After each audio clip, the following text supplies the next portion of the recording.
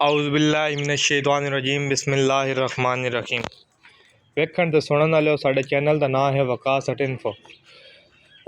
जेड़ा साडी अज दी वीडियो दा मौजू है ना, वो इंतहाई ज़बरदस्त, इंतहाई दिलचस्प है। अज तुहानू दोस्तों जेड़ा मैं तरीका दसन लगा वो इं जानो एक जादू है।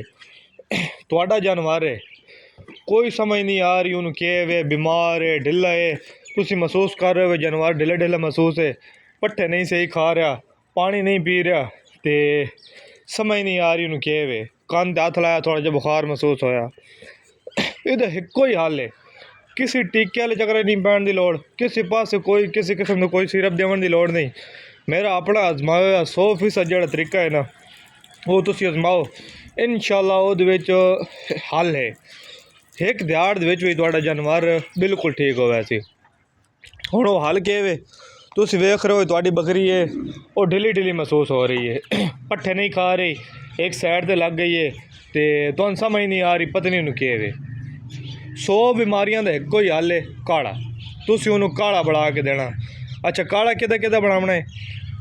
मिसाल के तौर पर एक बकरी है, फिर फर्ज बकरी है सूई हुई है, खाली है, तो दुध दे रही है। ये हुण तुहानू महसूस हो रहा है भाई यार तना ये ढिली है, पट्ठे नहीं खा रही। तुसी क्या करना, अद्धा किलो पानी लै लेना, अद्धा किलो या त्रै पा पानी लै लेना। उहदे तुसी सड़नी दालचीनी थोड़ी जी, 3-4 टुकड़े दालचीनी दे सड़ने। उस तो बाद उहदे तुसी 2 मोटियां लाचियां सट्टनियां ने। उस तो बाद तुसी उहदे थोड़े जे सौंफ सट्टने। उस तो बाद थोड़ी जी जवैन सट्टनी। उस तो बाद तुसी उहदे सौंफ हो गई, दालचीनी हो गई, मोटी इलाची हो गई, तो जवैन हो गई, तो गुड़ सट्टना। अगर तुहानू महसूस होंदा भी इन्हूं थोड़ा जिहा बुखार महसूस होंदा पिया, जिस टाइम कवा तुसी उन्होंने काड़ के ना, जिस टाइम वो रह वजे ना 1.5 पा, तो उस टाइम तुसी उतार लेना। ठंडा हो वजे विच पैनाडाल दी 2 गोलियां कुट के वो सट देनियां। तो जिस टाइम वो ठंडा हो वजे बकरी ने पिवा दो, शाम में पिवाओ। अगर राती है द्यों है तो ताई पिवा दो, शाम में पिवा दो, जिस टाइम मर्जी पिवा दो।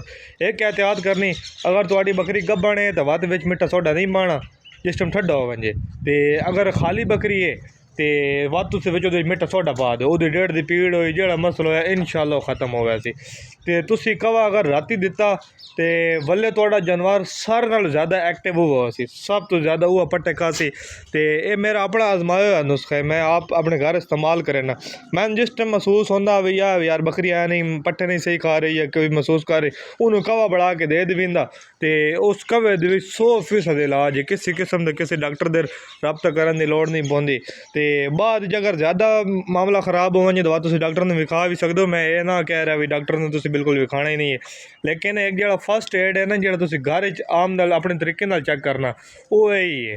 तुसी हर वेले डॉक्टर मौजूद नहीं भी होंगे, तो तुसी इस तरीके नाल चेक कर सकते हो। लिहाजा उम्मीद है तुहानू वीडियो पसंद आई हो सी।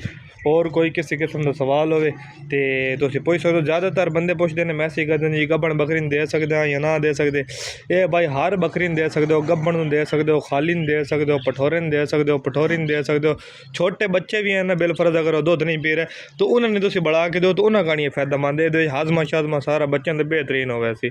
तो मिलते हैं अगली वीडियो के। इंशाअल्लाह तुहानू वीडियो पसंद आई हो सी। किसी किस्म का होर कोई सवाल होवे तुसी पूछ सकते हो। तो चैनल नू सबसक्राइब करो, तो वीडियो लाइक करो, शेयर करो। इंशाअल्लाह मिलते हैं तुहानू अगली वीडियो के। अल्लाह हाफिज़।